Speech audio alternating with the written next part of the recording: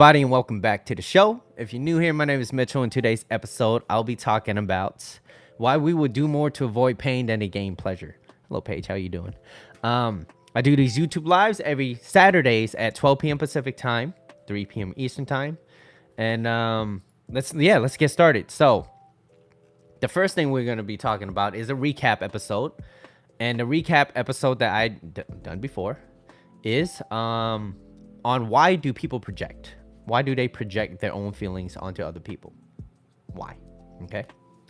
And the slide, if you want to be specific, right? If you want to go back and look at my previous episodes, the slide is on projection. Okay. So projection. So quick thing was like, have you ever had somebody that tell you, right? Maybe you haven't even met this person and you don't really know them, be a stranger or whatever.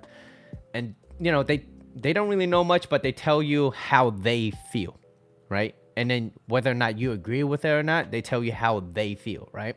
Like, oh, I don't think you should do this, or I don't think it's a good idea, or blah, blah, blah, blah, right?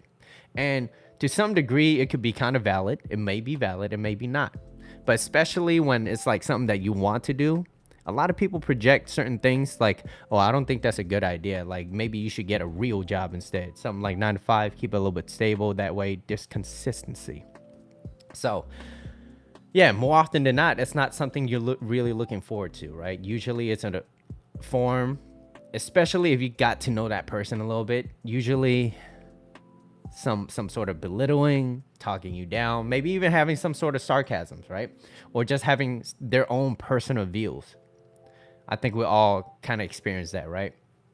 So, like I said, this could be a stranger, a bully, right? Your friend, family, lover, right? It could be anybody, right? Significant other, right? So rather than confronting their own feelings and how they are projecting onto you, what they do is they displace their feelings onto you. So it's like I said, it's their projection. So it's not always true. And I could give you a little background on basically how I got started in here too as well, right? But in my opinion, especially if it's something that you want to do, or maybe it's like, hey, or maybe that's your lover and you want to do a certain thing, and it's like, no, they're kind of holding you back because they don't want you to be better. And in my personal opinion, if you're ever in any type of relationship, any type, those people are supposed to be there to help support you and bring you up, especially your partner. Okay, because how are you gonna grow together? You can't, right? And then I know some couples that be like, they don't want her, or they don't want she doesn't want him or something like that to be better, because if they do, they're gonna leave, right? Of course they would never say that, but if you look at it from like a bird's eye view, if you zoom out and you look at it from that angle, it's a lot of it is fear. A lot of it is fear. And then most of the time, those are the type of people that get angry all the time, right? So now if we try to link those two together, behind anger is always fear. So it means that they're fearful of losing you. So then if they don't get what they want, they start arguing, they start yelling, they start screaming. That's not really the type, me personally, that's not the type of person I want to be surrounded by. Me personally, right? And then especially if you start working on yourself, what you're going to notice is you're going to be a little bit more sensitive to those type of people, and you're going to be kind of repulsed by them. You're like, I don't want to be around you, okay? Now, so in my opinion, it's personal abuse, it's emotional abuse, and they have a choice on whether or not they want to say it. But like everybody's a critic, right? Everyone's a critic, and so they always have something to say, right? And crazy thing is, they don't even know that they're doing it. So either they're aware or unaware of their own emotions, they don't know how to hold their emotions, and they don't want to listen to their own emotions. Now, let's talk about emotions really quick, right? People who know how to control their emotions are people that, number one, it's separated from the majority, right? I get it. We all get mad. We all get upset. We get all the ups and downs. But it's how well you can maintain those type of emotions. That's what's going to separate you from the rest of the crowd, right? And you don't always want to be the person that follows, okay? Because most people move towards life with least resistance. They don't really want to better themselves. They're kind of stagnant. And I'll touch base on that later on in my episode. But Most people, they major in minor things, right? They're not really there to better themselves. And it's really difficult and it takes a lot of time. So that's why this episode is why we will do more to avoid pain than to gain pleasure. Okay. But anyways, a quick example of like projection. Okay. So say for example, a guy or a girl, right? It doesn't matter. But a guy cheats on a girl. She finds out, they break up. But then he goes, I cheated because I'm unhappy and I'm blah, blah, blah. Like that still doesn't, there's no valid reason as to why that person cheats. Like there's nothing that you can do to change them.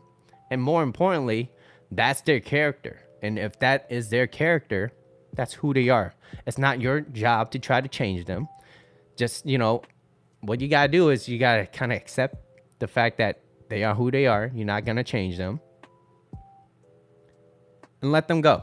And then let them go. Okay? But a lot of time, we do more to avoid pain than to gain pleasure. So sometimes we stay in relationships knowing that it is not good, right? So, in other words, based off that, they give you their feelings of how they feel about themselves in the moment. All right. So let's talk about the first slide. Why don't we take actions on things we want to do? Why? And let's start out with a quote by Winston Churchill. Success is the ability to go from failure to failure without losing enthusiasm. Think about it. Imagine you want to do something, right? Imagine you want to do something and you love the process, whether you're failing or you're becoming better at whatever it is. Maybe it's a sport, maybe it's a video game, maybe it's an art, dancing, whatever you do. Success is the ability to go from failure to failure without losing enthusiasm. What's up, Bree? How you doing? Now, everyone has a reason to want to make a positive change in their lives, right? At some point or another. The kitty is right there. Right there. So everyone has a reason. Everybody has a reason, okay? Some reasons are stronger than others, okay? But everybody has a reason, right? Like New Year's resolution. What's the one thing that most people want to do? We got about another month, right? And just like clockwork, what usually happens, right? What usually happens? You know it already. I don't need to explain that. So you're either at a stage in your life where you want to make a change or you don't, or you're already making changes, okay? But number one, fear of failure, right? Your fear of failure. Nobody enjoys failing. Nobody enjoys failing. I get it. It kind of sucks. It's not a great feeling, but it's necessary, right? And while you're failing, I can't even say that word. While you're failing, it can be very demotivating. But if you think about it, being stagnant in your failures is more significant than failure in itself. Okay? So not moving forward. Also, overthinking, right? Why we do more to avoid pain than to gain pleasure. Overthinking things. Overthinking also best known as creating problems that are never there. Okay? And usually it's like being too anxious, having anxiety, like, hey, what if, right? They call that the language of the poor. The what ifs. It's holding you back. And I get it. You should always know your downside risks. Always. Okay? Like getting into a relationship or doing an investment or investing in yourself, whatever it is, there's always a downside risk. But if you don't do it, the answer is always no. If you don't ask, the answer is always no, right? So overthinking something, one of the biggest way to limit your potentials is the act of overthinking. It happens to everyone, okay? The best of us. And, we're not immune to it. Maybe you're more resilient compared to other people, but we all experience it one way or another, right? And it's usually due to our environment as well. It's how we can most people, it's more difficult, and to some people it's less difficult, but it's how we could overcome that. And that is what separates you from the rest of the people, right? But staying still isn't going to move you forward. Okay, so just just focus on the three influences in life. There's people that always like to stay in the past, right? Always in the past. No matter where they are in life, they kind of stuck in the past. And there's nothing wrong with that, but most people stay there. You could use the past to help better your present, okay? Now, there's another influence, which is a distraction, the one that pulls you to the side. And those pulling you to the side, those are the ones that we call distractions, whether it's on your phone. Because when you need a distraction, it's usually because most likely you're bored. Because being bored, you need something to stimulate being bored, so you do something. And whatever you're doing, maybe you're scrolling through your phones, scrolling through social media, whatever it may be. That is what could remedy this boredom. But then if you do it long enough, it's no longer temporary. You know what I mean? So how are you going to focus on finding something that's a little bit more meaningful in your life, having a purpose in your life? That is by the next influence, which is the one that pulls you forward, the one that kind of you gravitate towards. And that's something that's not easy to find. And I get it. Some people, they don't have a passion for some certain things. And I get it. But it's your job as a person to try to figure it out, do some trial and errors so that you could have a better, more meaningful life, whatever it may be. For example, me, I love doing relationship coaching. I love helping people in their relationships. But I also have other hobbies too as well, as you can see in the back. Pokemon. Like to read some books, like video games, hence the NES. And I also love dancing, right? But I use that to help make me more motivated to, because I need to move, right? Our body is meant to move. And I like to stimulate my mind a little bit by learning a little bit more. I'll be like, wow, I find it fascinating whenever I learn something new. It's amazing, right? And from time to time, I have a little distraction, like I play some video games. I had fun, but it's not something that I spend majority of my time on, right? So prioritize. Now, what was I talking about next? So it was success, right? Without losing enthusiasm. Overthinking, right? Also known as creating problems that was never there. And then number 3, which is when someone judges you, it isn't actually about you. When most people judge you and your decision making and what you want to do, it's not about you. It's about them and their own insecurities, their limitations and needs. Flat out. Most people, when I first started this whole coaching idea, man, how are you gonna do this, Mitchell? You don't have enough experience. Also, they were like, I have more experience than you. I was like, then why don't you become a coach? Nah, then all right then. But that never stopped me. That never stopped me from educating myself. That never stopped me from understanding from other coaches who has become very successful. Okay, one of my favorite coach is Coach Corey Wayne. I love his theory. I love his ideas, his ideology. I love the way how he could. I like how he has this idea of love is allowing. Love is allowing. And he focuses a lot on relationships, whether it's yourself or with other people. But then, you never want to give the one thing that you have that you can never get back. It's time. And if someone doesn't appreciate your time, well, guess what? Give them the gift of missing you. Okay? You be like, no, it's okay. And you don't have to be an asshole about it. You just be like, hey, I don't have time right now. I don't have time. Right? So there's always going to be haters, right? These people that judge you, there's always going to be haters. People disagrees with you and are going to and are you really going to let them stop you? Especially people that you really don't know, or people you know very, very well. A lot of people project their own insecurities, right? So it's their opinion. It shouldn't be yours. Now, if you want to do something crazy, you'd be like, maybe you should hold that thought a little bit and really think about it. But if you think it's going to help you and it doesn't hurt you, then yeah, maybe you should give it a shot. Because, hey, experience is your best teacher. Okay. So if you think about it, if I gave up every time someone were to tell me that I wasn't good at anything, I would never be great at anything. When I first started dancing, people was like, dude, you don't know how to dance. I was like, I don't. I don't. I don't. I just jump and I raise my hand and I kick my feet. I look silly, okay? I think I still have one of my old videos, which I would never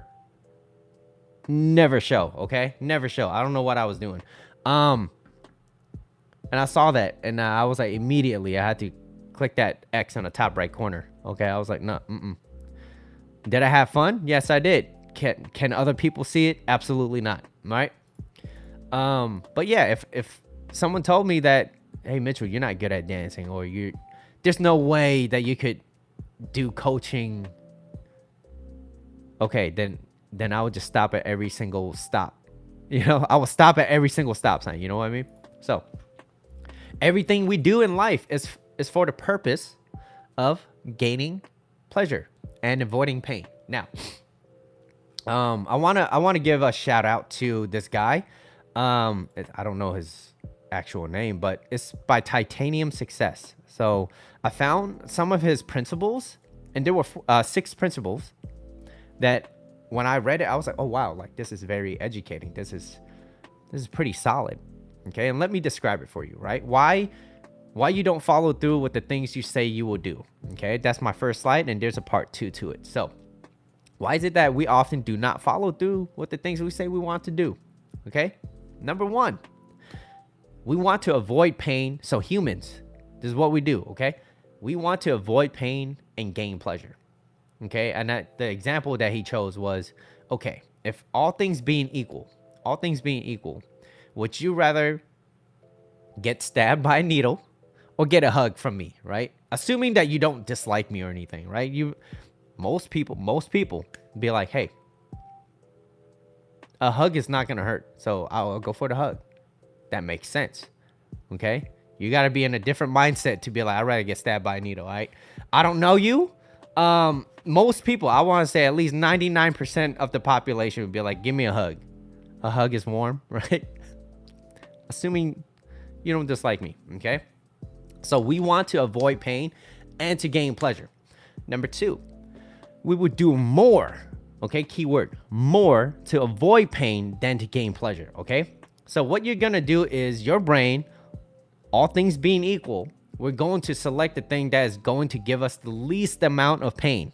Least amount. I don't want pain. I don't want to get hurt, whether it's physical or mental, okay? Or emotionally. No, I don't want pain. Most people don't want pain. We gravitate towards pleasure, okay? And we're going to select things that is going to give us the least amount of pain because we are programmed to do more to avoid pain than to gain pleasure, okay? So number 1, we want to avoid pain, gain pleasure, but we would do more. Number 2, we would do more to avoid pain than to gain pleasure. But number 3, this is where things starts to get a little bit more interesting, right?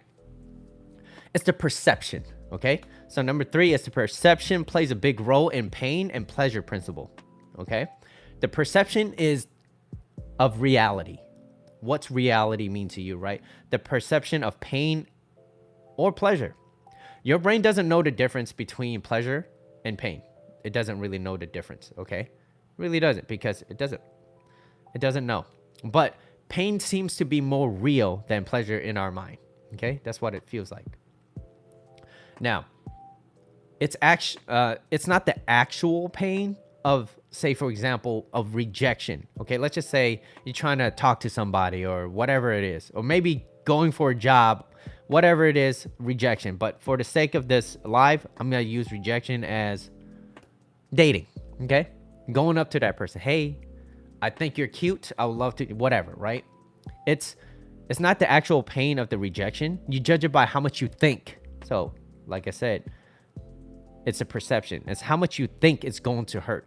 Okay, going up to somebody and be like, hey, I really like your dress or whatever, right? Just trying to start a conversation because maybe you find them attractive, right?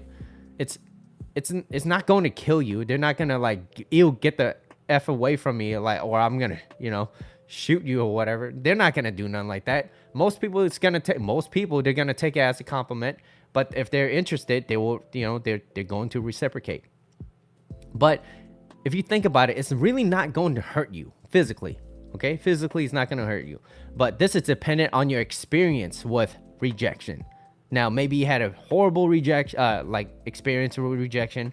I remember I was in elementary school.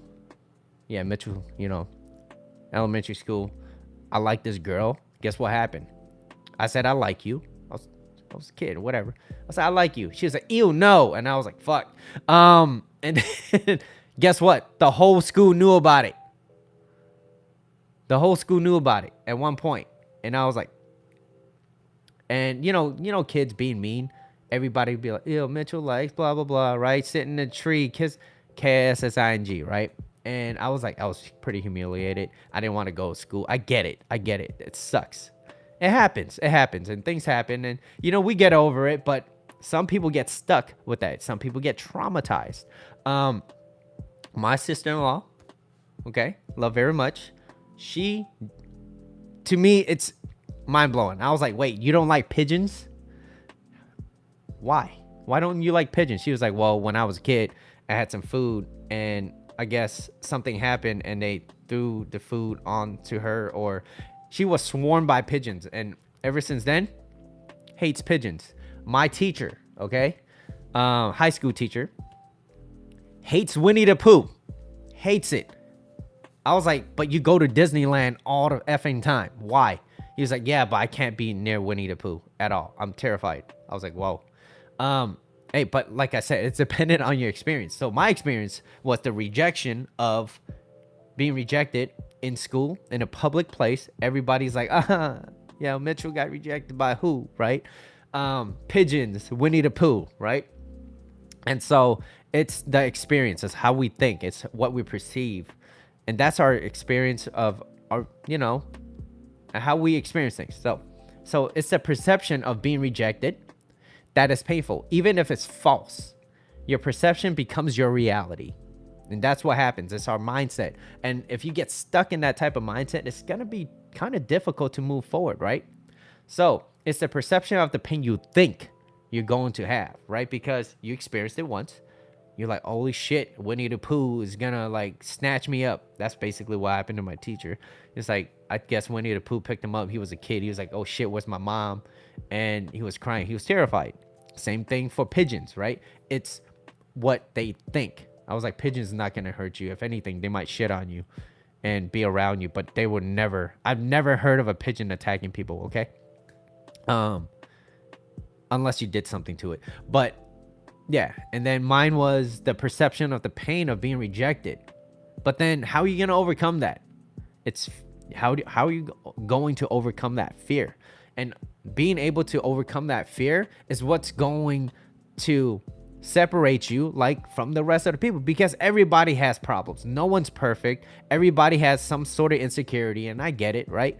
Things happen, but it's how well you could deal with it. And the same way goes to how good are you at solving problems? Are you good at solving problems? And if you're not, well, maybe right now is a good time. Okay, 2023, moving on to 2024. How are you going to solve your problems? All right, so let's talk about number 4. The pain and pleasure are modulated by time. So it's by time. And how he explains this is pretty interesting. So as we get closer and closer in time, as you think about time being more condensed, the perception of pain is actually increased. And the same is true for pleasure as well. So the example was, he was like, if I had a needle, but I'd be like, you're gonna take this shot. It's a huge shot. It's gonna hurt. But if you take the shot, you will be better. Whatever better means to you, right? If you take the shot, but you take it in a year, in 1 year, it's gonna be better. It will make your health better, whatever it is better. Now, that other example was, okay, hey, you're gonna take the shot, but it's gonna be next week. So immediately, just think about how you feel at that time, right? As opposed to a year, down condensed to 1 week, right? Closer and closer in time. You're going to take the shot in 1 week. Immediately, you're going to feel something different. You're like, oh shit, I got to take the shot. It's going to hurt. It's going to suck, but it's going to make me feel better. And it's in a week. All right. Move it to 1 day. Hey, tomorrow you're going to take the shot. It has, it's going to hurt. It's a big ass shot. Same thing. Matter of fact, you got to go take a shot right now. Like, I'm not talking about alcohol shots. I'm talking about needle, right? It's going to help you. It's going to make you feel a lot better. You're going to feel better, but it's going to hurt, right? But as time becomes a little bit more condensed or get closer and closer, our perception, you feel a little bit more pain, right? You're going to be like, oh my God. I guess it's because as time gets closer and closer, it feels a little bit more real. Okay, so let me explain, right? So that's why we put off pain of going, for example, to the gym.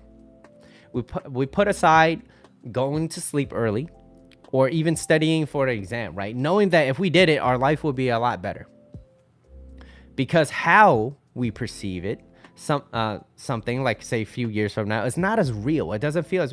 Look, if I told you something that's going to happen in 1 year, you're going to be like, yeah, whatever, right? It's in a year. I have time. No, you don't. You got to start now, pretty much, if where you want to go, right?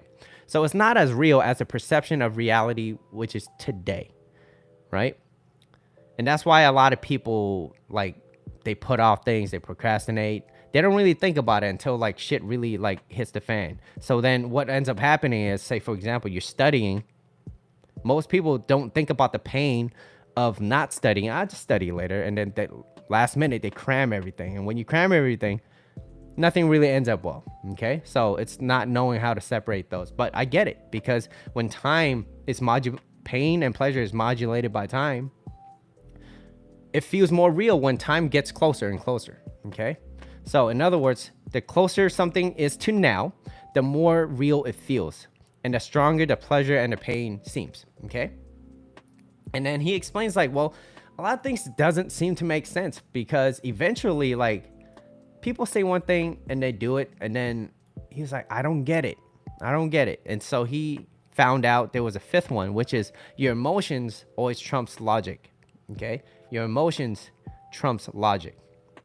And for the sake of simplicity, we just use emotions as heart and logic as the brain, okay? So the pain is the emotional pain that you have. Excuse me. Let me take a simple. All right. The pain is the emotional pain.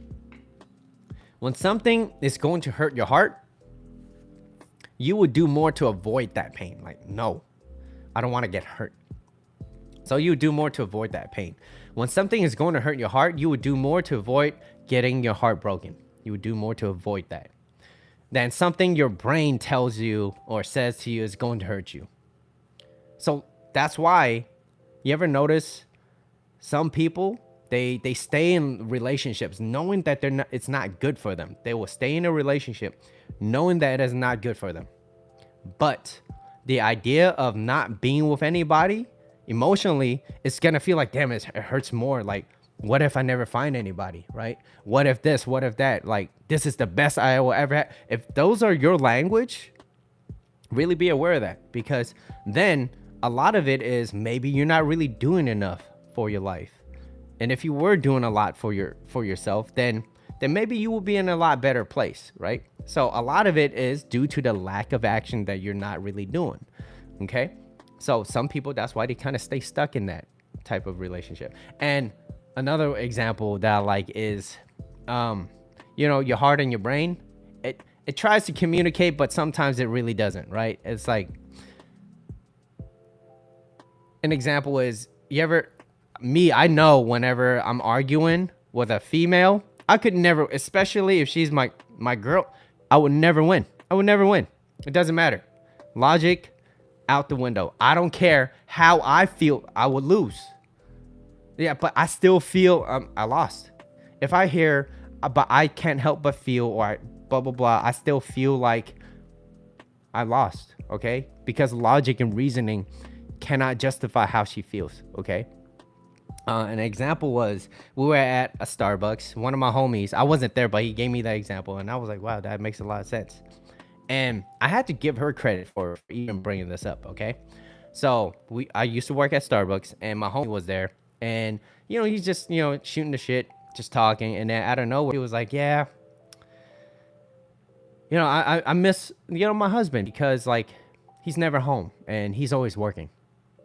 And then she said, I know he's supporting the family and he does a lot for us, and he's a very good husband, and but she was like, but I can't help but feel like he's not there enough for us, even though if you look at it logically he's doing a lot. He's putting a roof over the head.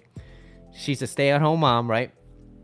um and he puts food on the table, the shelter, the kids are warm, there's running water, there's always food. Like, what more can you ask for, right?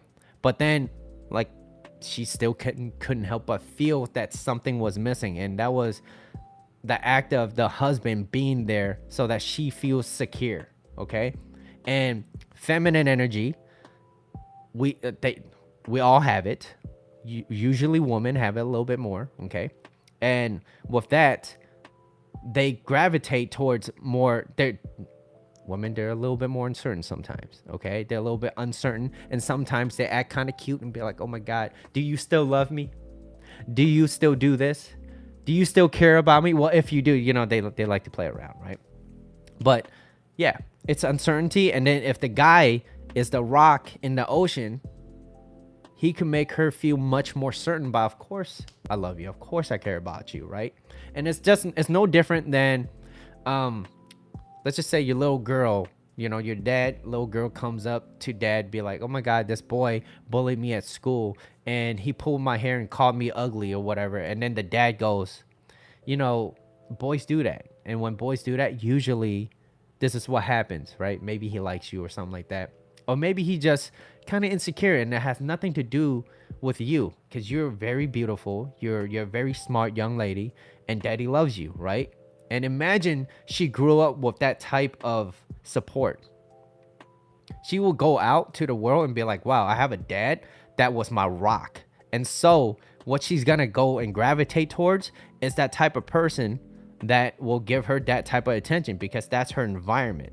If her environment was a dad that is grounded emotionally, physically, right, and spiritually, and he's grounded and he's supportive, and he doesn't yell and he doesn't scream at them for doing some sort of mistake, she's gonna grow up, more than likely she's gonna grow up and gravitate towards a person, a guy or whatever, that is gonna have that type of security, make her feel safe. That's usually what happens. Okay. So emotion always trumps logic. Okay. So Cass, if men take I disagree. If men take care, put food on the table, women shouldn't feel that way. After all, he still comes home, right? It's not like he parties outside every night. Well, I guess in this situation, that he works so much that he's almost never home. And he's not doing anything shady or anything. At least, I mean, I don't know him. Okay, I don't know him. But at some point, she's like, "Yeah, but I still miss him, and I feel like he's not there enough. And I know he's doing a lot, and he's doing a lot to support me and the family. He loves me, and when he comes home, he does what he does. But hey, if you miss somebody, you just want them around you all the time. But he couldn't be there he couldn't do that all the time, because he's out there trying to make a living so that he could support the family, right? So it's a feeling. It doesn't mean, it's wrong. Now, when she said that, I was like, wow, that's like most people wouldn't be like, most girls, especially nowadays, the younger ones, they'd be like, "Yeah, I don't care how much you make. You're not making me feel like this or whatever," right? But for her, I was like, wow, like she actually really gave it some thought and was like, "Yeah, he does a lot. He's a very loving husband, blah, blah, blah, takes care of me and the family." But still, I just couldn't help but feel that, I want him more at home, right? So that's feminine energy. Feminine energy, it's uncertainty, right? And when it's uncertain, and you're not sure about yourself and you're not getting what you want to make you feel secure, it's gonna sometimes feminine energy from there, it gets a little chaotic. But then if a guy's grounded and he's that rock in the ocean, he doesn't move, he's pretty stable, right? He's centered and he's emotionally regulated. He's going to be that guy to make you feel certain. Be like, yeah, no, like, okay, let's do this, let's do that. How can I make you feel a little bit happier? What can I do to make you better, right? So those are the examples. What's going on? So emotions trumps logic. Just the same way as your environment will almost always trump your intentions. Okay. And the example that I gave all the time was, imagine being in a refrigerator, like a walk-in one, right? And I just gave you all the warm clothes that you could get. Eventually, if you stay there long enough, your temperature is going to drop and you're going to get cold, right? Eventually, you have like 10 jackets, but eventually your environment will trump your intentions. The same way goes, emotions trump logic. Same thing with the example of the Starbucks. It doesn't mean that he was doing anything wrong. It's just a feeling, right? It's just a feeling. Okay. So number 6, survival always beats desire. Okay. Because at the end of the day, we're programmed to survive. Us as humans, we're programmed to survive, not programmed to thrive. Okay. If you think about it in like the animal kingdom, okay, I guess. Okay. If you're a lion, you have all the food that you could eat in the world, right? I guess it's nice, it's safe that you have that type of security. Hey, you know what? I will never need to hunt ever again. Imagine a lion saying that. I never need to hunt ever again. I know I'm good, right? I know I'm good. I never need to hunt. I'll always have food. But that's not always the case. Now, us as humans, we're the same way. But because we're developed a little bit more, right? We have internet. We have chair. Can you imagine a lion building a chair? Like, I don't know. Something with human brains, okay? We're built different, okay? How we're designed now, we're so social. We're social creatures, but a lot of our biology, there's certain things that has not changed, and that the thing that hasn't changed is the fact that we're programmed to survive. What's the one biggest fear that most people have? Okay, it should be everybody, but most people have the fear of, what's the worst thing that could ever happen to any living thing? Death. Okay, that's one of the worst things that could ever happen, and it will eventually happen to all of us. Eventually, okay? There's no elixirs. Okay, it will eventually happen to all of us. But anyways, we're programmed to survive. We're not really programmed to thrive. We're not. But if you are thriving, great, absolutely. That's why usually people, especially nowadays with the whole TikTok and everything, asking how much money this guy makes and yada, yada, yada. It's like, yeah, if you're thriving, hey, if you're making 6 figures, you're 6 feet tall and you got a 6-pack, good for you, right? It's like, maybe this person is, but if that person is 6 feet tall, making 6 figures and has 6-pack abs, but is a cheater, are you really going to want to stick around with that person eventually?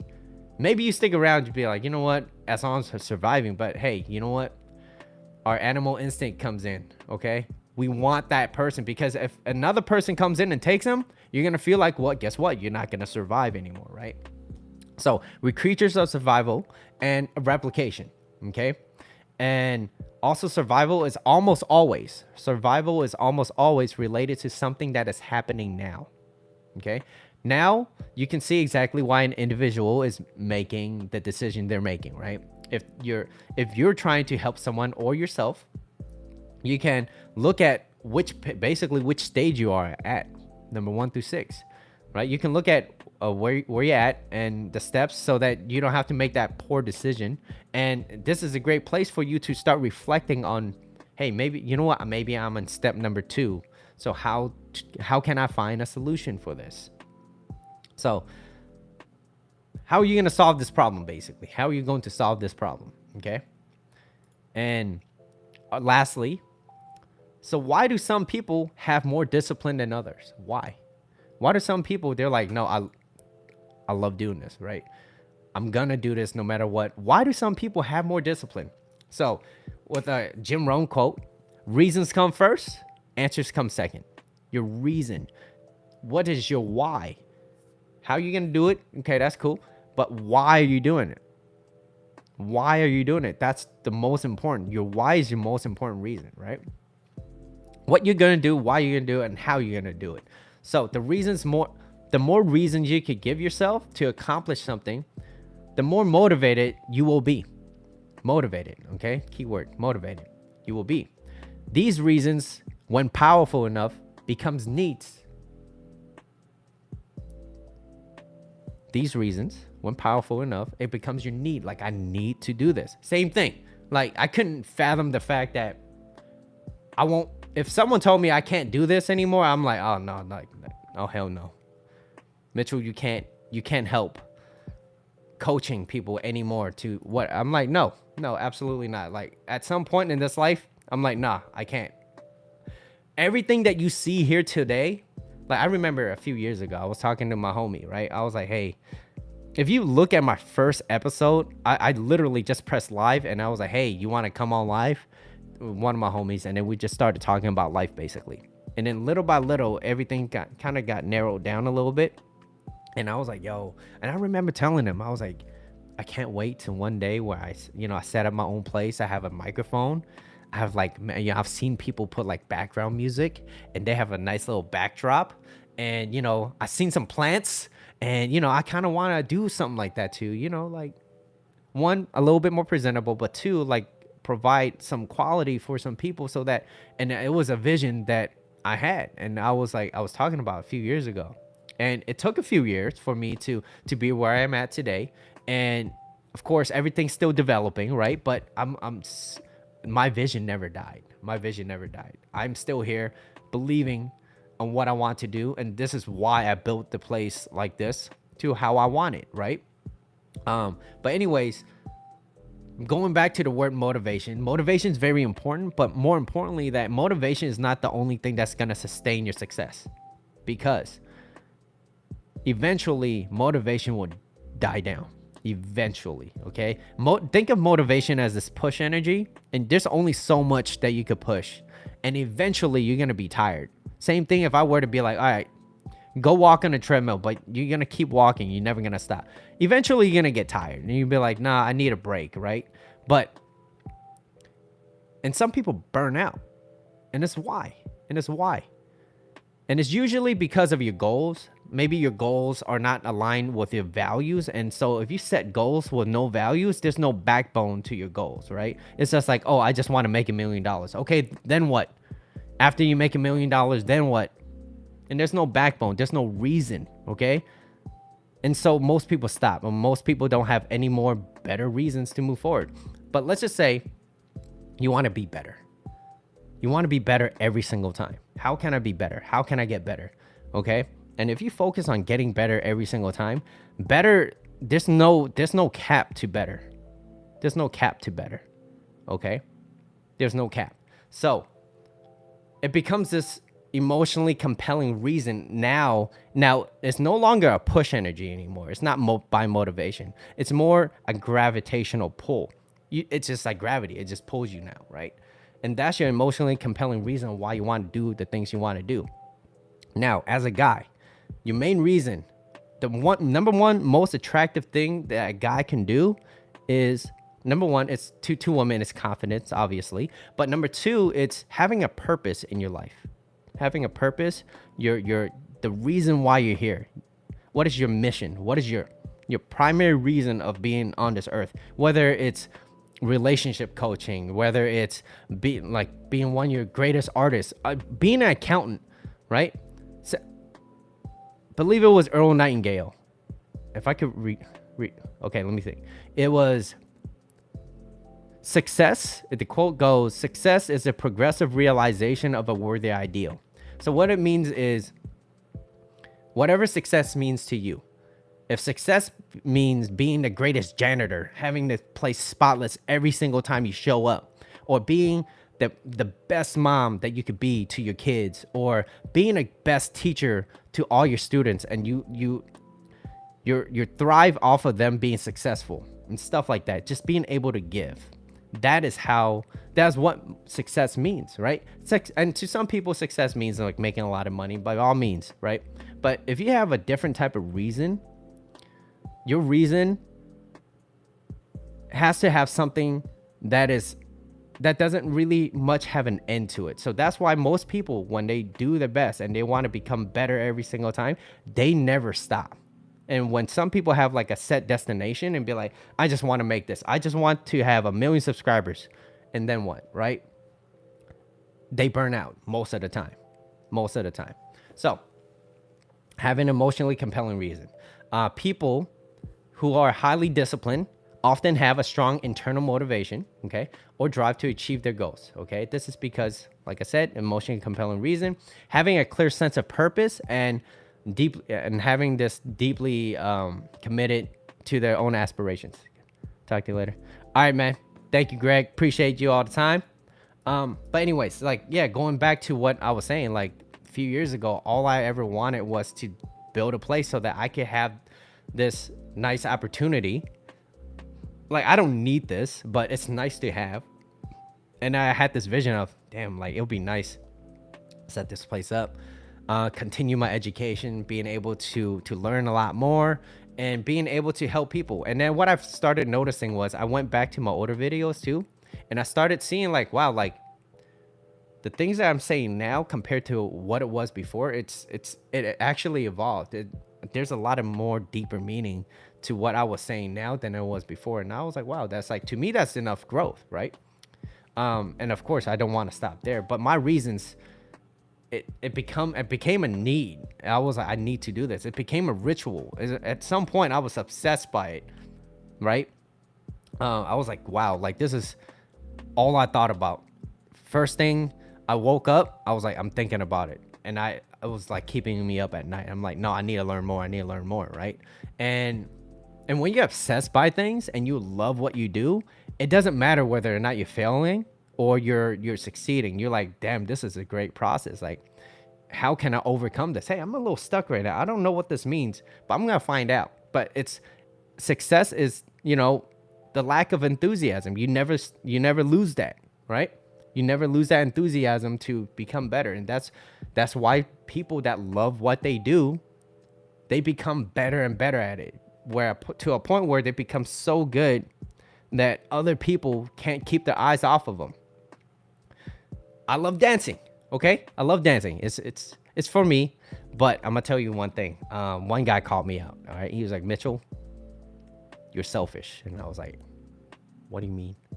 And he was like, yeah, like you're good at dancing, but whenever you're dancing in front of that mirror, and I get it, you're a good dancer, you're not giving it away. The most successful people in life are the people that's able to give.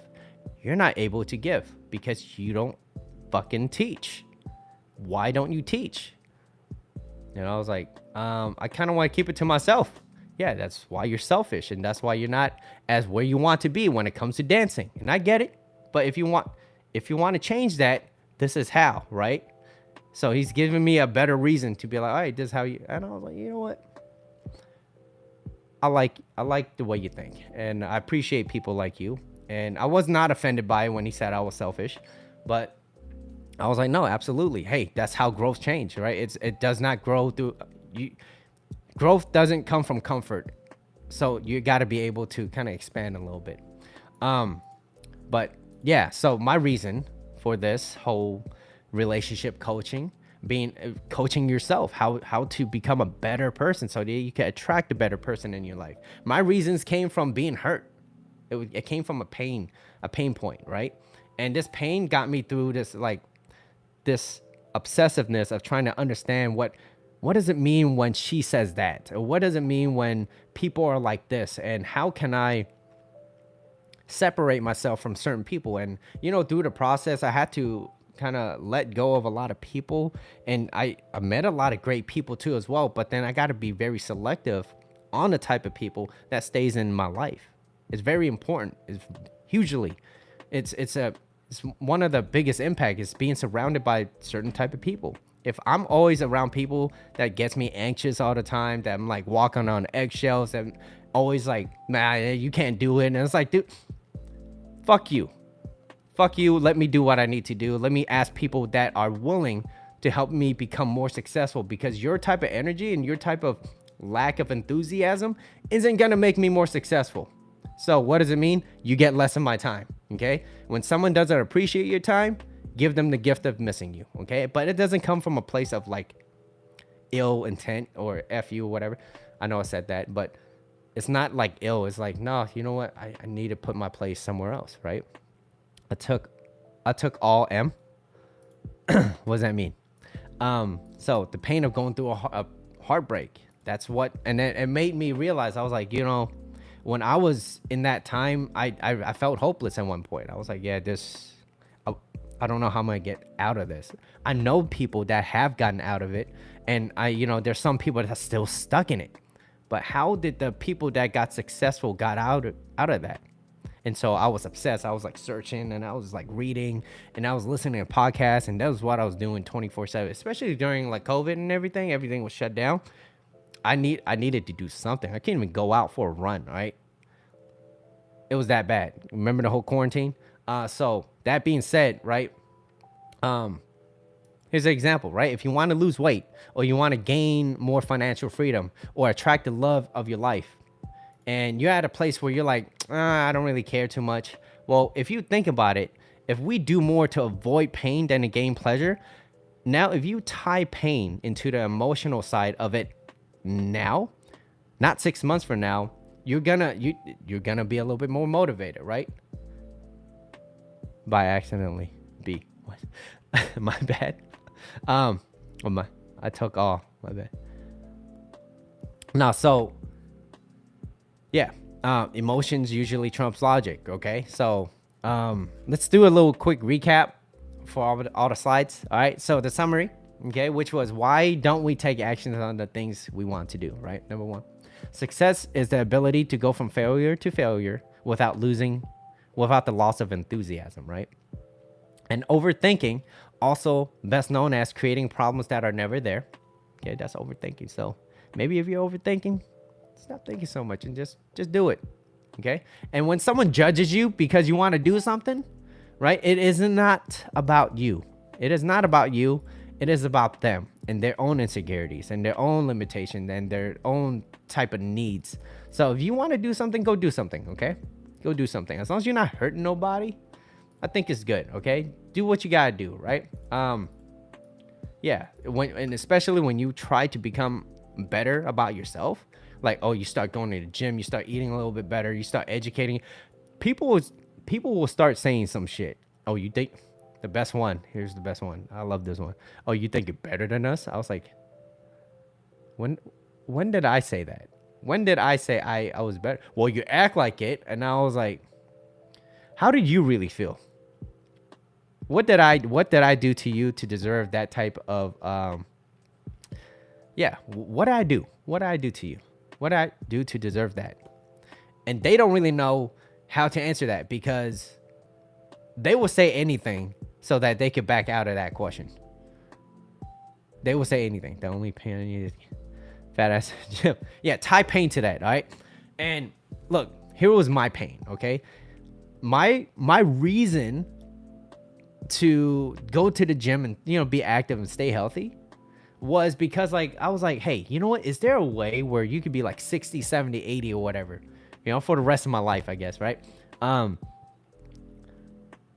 Where I don't really need to take any medication. Like, I would love to not take any medication. That'd be great. And I'm doing my best to try to stay away from it, right? I'm trying to eat well. I'm trying to exercise, stay active, stay mentally, stimulating my mind by like actually reading and be like critical thinking and trying to solve problems, and then eating healthier, getting good sleep, right? Sometimes I could be better in sleep, but things like that. And I was like, if I could do that for the rest, I think that's a good health. Like, that's a healthy life.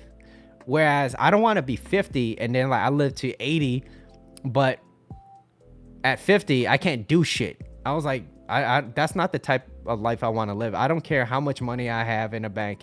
If I can't use that money to enjoy my life, what is the point of it? That's my reason, okay? That's just my health. Okay, health is wealth. And then, my type of service. I'm a person of service, and how can I help solve a pain point in your life? That's my goal, right? So, and to my next slide, to which was why you don't follow through with the things that you do. Number one, we want to avoid pain and to gain pleasure. Number two, we would do more to avoid pain than to gain pleasure. Number three, our perception of pain and pleasure affects reality. Number four, the perception of pain and pleasure is modulated by time. So as time gets closer and closer, guess what happens? You're like, ugh. All right. Emotion trumps logic. And number six, survival always beats desire. Survival always beats desire. So last slide is, so why do some people have more discipline than others? Because you don't have a good enough reason. That's why you don't have a good enough reason. Okay. Cynthia, you need, she said, I need to take my own fat ass to the gym. You don't have a good enough reason. Okay. But if the doctor told you, hey, you got about 1 week left to decide on whether or not you want to go to the gym, otherwise you won't be on this earth, you'd be like, I don't give a fuck. I like my life. I'm gonna be on that treadmill.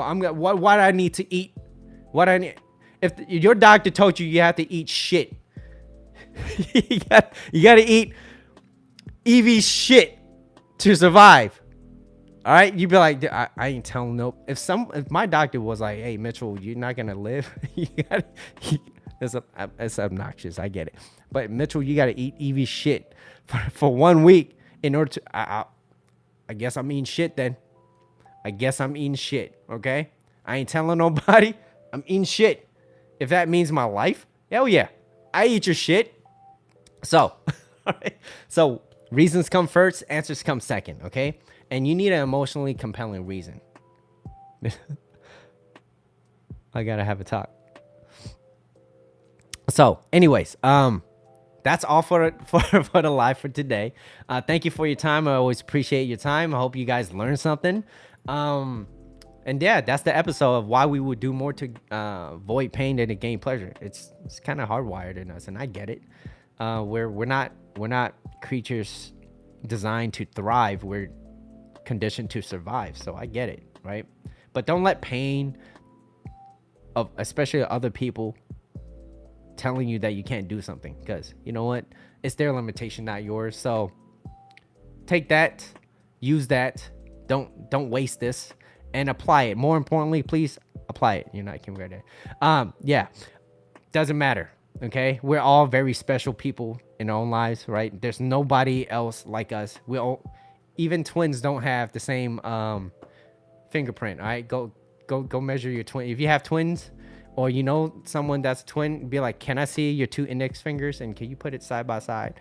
Anyways, I'm talking too damn much. I'll catch you guys in the next live. Saturdays at 12 p.m. Pacific time, 3 p.m. Eastern time. Catch you guys next week. All right, thank you.